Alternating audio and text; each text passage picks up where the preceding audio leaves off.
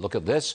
New Fox poll shows that President Trump's endorsement of JD Vance increased Vance's support. RNC Chair Ronna McDaniel joins us now. Do you think that Mr. Trump's support of JD Vance is enough to put him in the Senate? Well, it's certainly catapulted him to the lead, and I think whoever wins the Republican nomination is going to win the Senate seat in Ohio. Ohio's become a very red state, but President Trump's endorsement is highly sought after by Republicans, and you just saw with JD Vance, when he gives that endorsement, they jump ahead in races. Ted Budd is another example.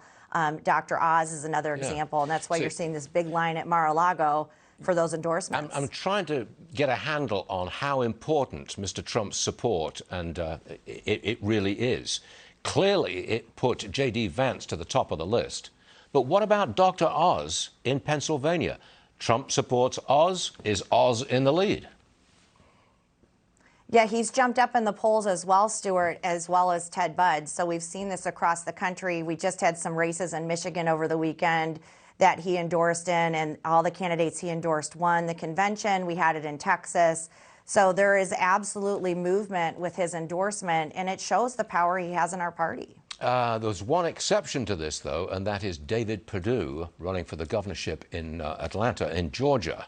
Mr. Trump supports David Perdue, but he has not gained much support. In fact, he's very much underwater compared to Brian Kemp. And President Trump had a real problem with Brian Kemp, and Trump's endorsement of David Perdue is not working there. Any comment? Well, Herschel Walker, the president endorsed, and that's a huge gain for Herschel Walker. He's way ahead in that primary. It'll probably go to a runoff in Georgia. If one candidate doesn't get above 50%, it goes to a runoff. So that's a little too early to tell. Okay. But we've seen in races across the country his endorsements made a big difference. Are you a little worried, though, that Mr. Trump's activities right after the election really hurt Republicans in Georgia? And looking back to the election, and you're shaking your head, but surely Republican voters don't want to look back. They want to look forward, don't they? I think the thing that Republican voters are looking at right now is the catastrophe of Joe Biden with inflation, with gas prices.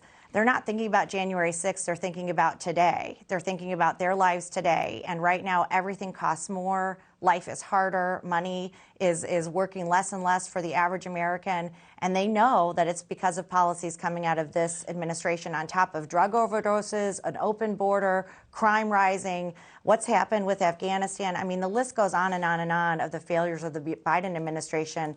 And the American people are showing through primaries that we've seen and elections we've already seen this year, they want to course correct, and that's why we're on track to win back the House and the Senate. All right. Ronna McDaniel, always great stuff. Thanks for being with us, Ronna. We will see you again soon. Thanks a lot. Thanks for having me, Stuart. Sure thing.